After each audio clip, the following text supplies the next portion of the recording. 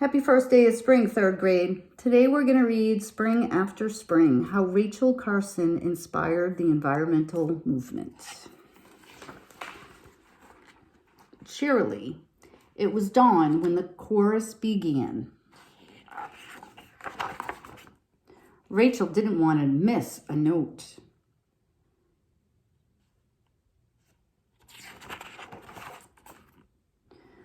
As the midday sun warmed the earth, other musicians chimed in. Life and music were all around, in wonders big and small.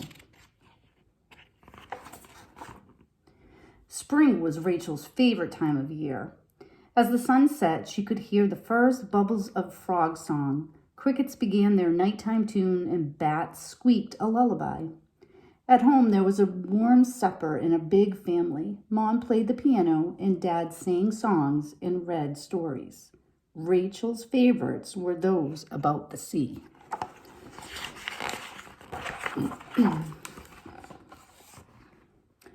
As the day grew longer and warmer, the chattering, chirping, and hooting got louder, until the gathering calls from the migrating birds meant that it was autumn. They were coming together for their long journey through the ocean of air to their wintering homes.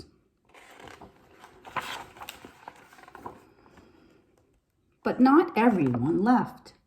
Snuggled under a warm blanket, Rachel drew pictures and wrote about the life she experienced all year. She read books about animals and imagined what their lives were like. Spring after spring, year after year, the birds arrived. Every season, Rachel watched, listened, and wrote. And like the nestlings, she grew quickly. Then, one autumn, it was time for her to go off to college. She was sure she wanted to be a writer until she looked through her microscope and saw a small world in a drop of water, tiny sea plants and animals. Rachel was amazed and in love. She wanted to know more about the very small world made visible by a microscope. She had never been to an ocean and was scared to go in the water. To learn about the creatures in tidal pools, marshes, and the sea, Rachel decided that she would study biology. She put her writing aside.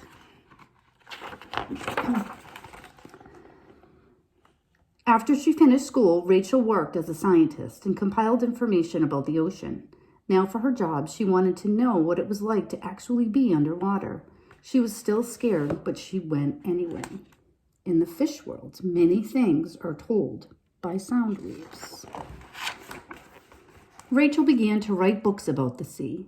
They were so full of scientific detail and vivid description of the lives of sea creatures that people could imagine those worlds. Rachel became a famous author.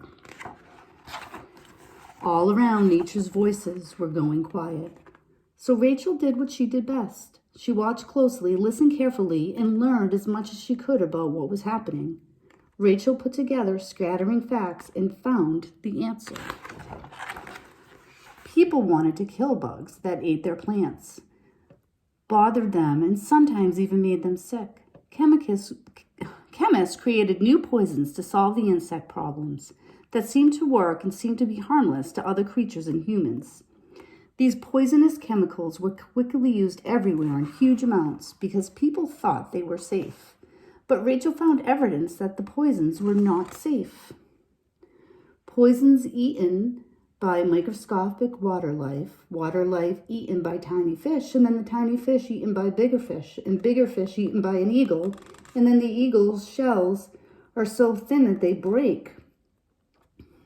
It was all happening. Poison coated the worms and the insects. Worms and insects eaten by a bird. The bird eaten by a wolf.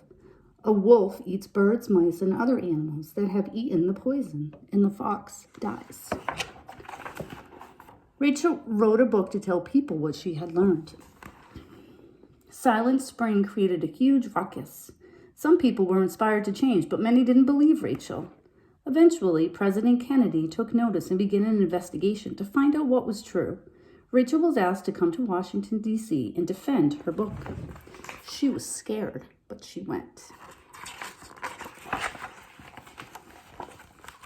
Rachel's testimony in Washington and her writing in Silent Spring made people see that they have an effect on the environment and that other creatures that share the world with us. People were inspired to speak up. Congress passed new laws so that nature was treated with more care, and some of the most harmful chemicals were banned. Spring after spring, year after year, people celebrated the earth and the environment because Rachel showed them how beautiful and precious it was.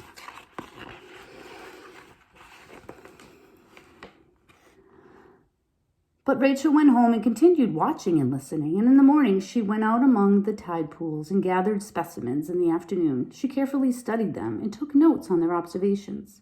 And in the evening, when the tide had gone out again, she returned each creature with great care, exactly in the spot she had found it, exactly where it belonged.